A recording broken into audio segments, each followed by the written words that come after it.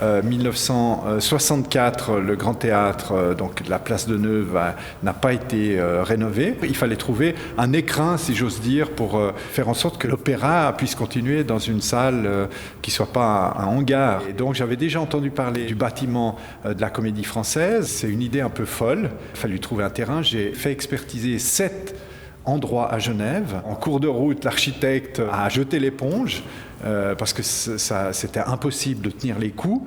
On a une chance avec Mathias Buchy qui a relevé ce challenge. Là, on est hors champ et tout d'un coup, les gens disent « Ah, mais c'est extraordinaire comme idée » et ils se coalisent pour arriver à produire dans les temps ce qu'on avait imaginé de manière un peu folle.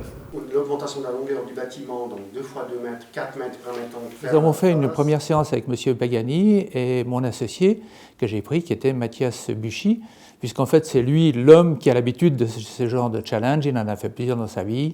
On en a réalisé pour Rolex, on en a réalisé des très importants. De relever ce challenge, c'est de prendre ce bâtiment, de le sortir d'un contexte parisien, de l'amener en pleine nature, de le transformer.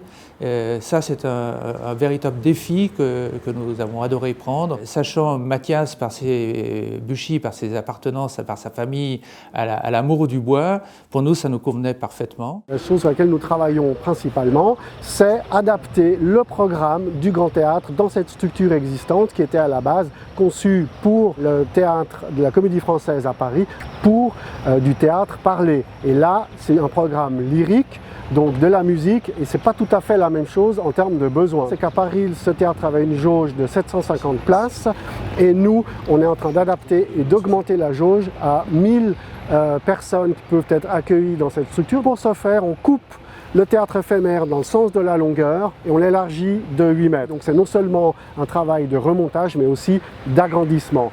Mon travail était de faire des liens entre tous les acteurs, avec en fait un cahier de charge qui était assez clair. Premièrement, faire une très belle et très bonne salle de spectacle. Deuxièmement, le faire dans des délais qui étaient extrêmement courts, du premier coup de pioche jusqu'à l'ouverture en 11 mois. Troisièmement, tenir un budget. Et quatrièmement, permettre à tous les acteurs de collaborer, aplanir les différends, trouver des solutions qui respectaient donc forcément toutes ces contraintes que vous avez décrites. J'avais une semelle en béton immense qui me coûtait 2,5 millions.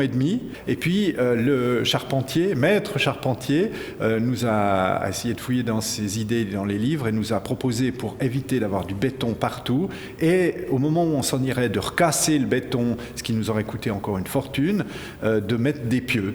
Et en fait, ce qui fait que ça minimisera les coûts de démolition. La solution qui nous a été offerte de poser ce théâtre sur des pieux en bois est la meilleure des solutions dans cette optique de théâtre provisoire, de théâtre éphémère. C'est qu'à Paris, le théâtre était posé sur le parvis de la cour du Palais Royal. On ne pouvait pas envisager de couler 2800 m² de béton armé pour faire un dallage dans le parc Rigaud. C'était totalement incongru par rapport à nos valeurs sur le développement durable. On a donc imaginé de battre des pieux issus de la forêt genevoise pour poser ensuite un plancher dessus qui allait recevoir la coque de l'Opéra Nation. À tout point de vue, nous pouvions faire une opération qui s'inscrivent non pas dans une pérennité, mais dans un caractère provisoire, et une opération aussi qui pouvait permettre d'utiliser le bois du canton, donc d'être dans un esprit totalement écologique et local. Et dans tout cela, la proposition offerte était la meilleure. La promotion du bois que le Conseil d'État s'engage à mettre, je dirais, toujours plus en avant sur nos chantiers, ça touche l'environnement, ça touche la nature, ça touche les forêts qui touchent aussi bien entendu notre département. Alors très heureux aujourd'hui de pouvoir regrouper un petit peu tous ces aspects des chantiers avec la promotion du bois genevois. Alors, les forêts genevoises ne sont pas celles des grands cantons suisses, mais elle existe, cette forêt genevoise, elle est généreuse, elle est entretenue. Le bois, on peut l'utiliser pour les bâtiments en tout genre. Pendant trop longtemps, on a imaginé que le bois était destiné plutôt à des chalets en montagne ou à des hangars. Ce n'est pas cela, le bois peut véritablement répondre à tous les besoins.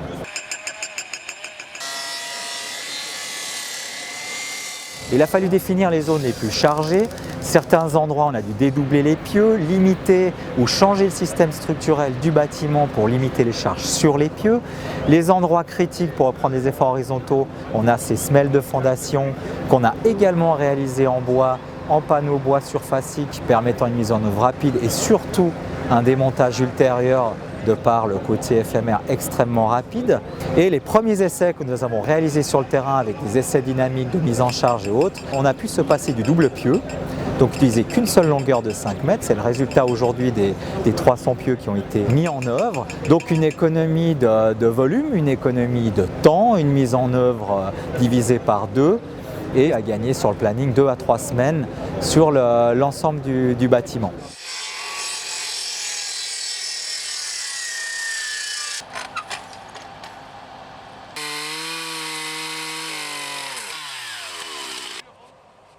On va poser ces platines métalliques et ces platines métalliques seront ici pour reprendre à leur tour ces sommiers porteurs. Elles seront liées avec une soudure.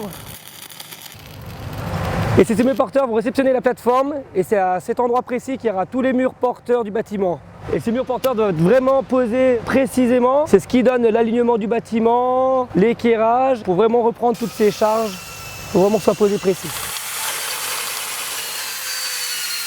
C'est un chantier très particulier parce que le timing est très serré. On travaille, je dirais, en flux tendu puisqu'il faut à la fois que les plans soient validés très rapidement avec l'architecte et l'ingénieur qui travaillent sur ce projet et nous, que nous rentrions en préfabrication également rapidement. Donc nous sommes en charge de préfabriquer une partie des éléments sur le corps principal du bâtiment et également sur les appentis du bâtiment, puis également les murs périphériques ainsi que des cloisons intérieures. Un théâtre transformé, donc toute une partie nouvelle où il a fallu préfabriquer des éléments et puis toute une partie qui était existante à Paris qui a été déplacé sur Genève. On est ici à Meyrin, dans l'ex-Fiat Center. On a commencé donc le démontage dans l'été 2014 et il s'est achevé en janvier-février 2015. Et nous sommes dans l'attente du montage de ces éléments sur le site au fur et à mesure des besoins du chantier.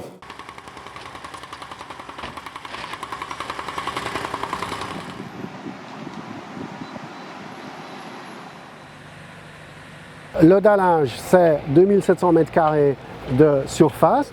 Ensuite, on va trouver des longs greens et des fondations continues qui sont enterrées ou semi-enterrées, qui sont aussi en bois. Et enfin, on va voir par-dessus ce système de pieux un réseau de poutres et sur lequel on va poser des éléments de plateau en bois qui vont former ce dallage.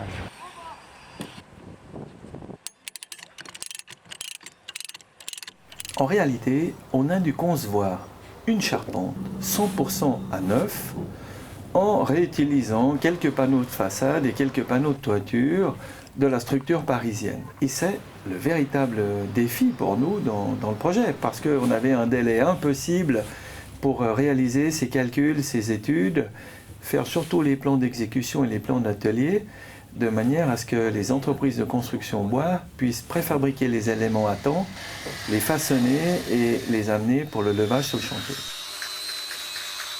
Il a fallu prendre en compte les éléments particuliers du projet de Genève, c'est-à-dire les charges de neige, les charges de vent différentes, le terrain qui était différent, et à la fois prendre en compte les éléments structurels issus de Paris, qui avaient leurs caractéristiques et les combiner avec les nouvelles structures pour l'agrandissement à Genève.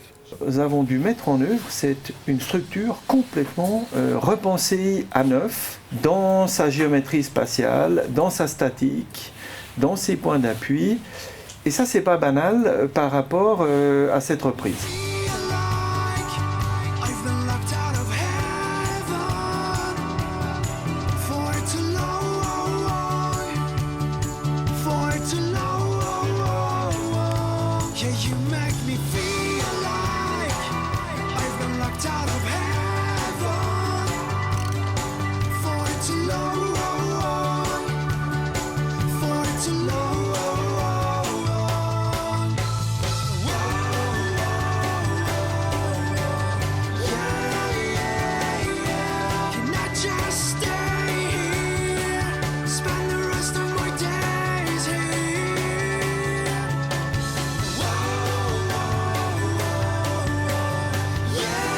Moi, je crois que ce qui a permis la réalisation de ce projet, c'est le génie humain, le génie collectif humain.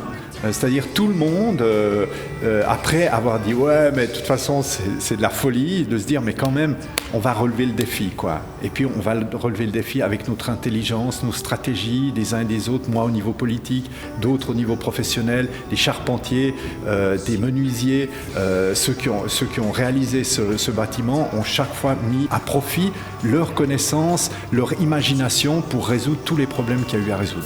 C'est une très belle aventure pour tout le monde, une très belle aventure parce que c'est un travail très bien réalisé, très bien réussi, avec une acoustique parfaite, une salle qui satisfait le public, qui donne une belle vision. Et puis d'ailleurs, nous sommes déjà en train de gagner de nouveaux spectateurs parce qu'il y a bien des personnes qui nous disent « ah, cette ambiance ici, pleine de bois, cette odeur, ça nous donne une autre approche de l'art, de l'opéra, et nous sommes parfaitement à l'aise dans cette salle. Je crois que l'élément qui nous intéresse ici, c'est faire quelque chose pour Genève. C'est vraiment d'aider pour Genève et pour faire ce bâtiment provisoire. On a senti qu'il y avait besoin de relever ce défi que nous avons adoré prendre et sur lequel on a eu un plaisir infini à faire. Ouvrir un lieu culturel est toujours un moment évidemment empreint de bonheur, d'émotion pour un magistrat délégué à la culture. Surtout ici, réussir en un temps record. On se réjouit beaucoup maintenant de pouvoir continuer l'aventure lyrique genevoise ici pour 2 ans et demi. Beaucoup d'engagement de la part de nos équipes, donc c'est une grande fierté d'avoir tenu les délais et puis d'arriver à un si bel ouvrage comme on a ce soir.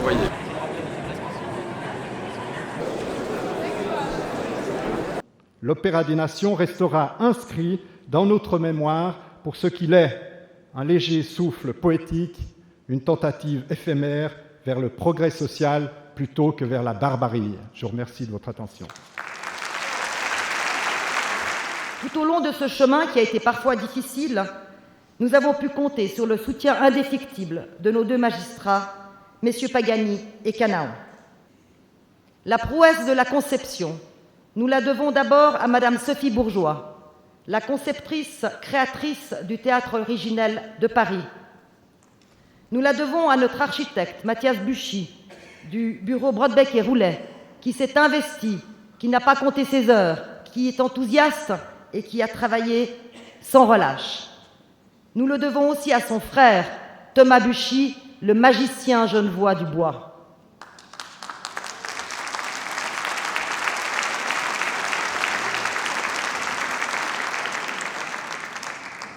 Tous les artisans, tous les corps de métier, tous se sont donnés sans compter pour être dans les temps, pour que nous soyons là aujourd'hui à l'heure.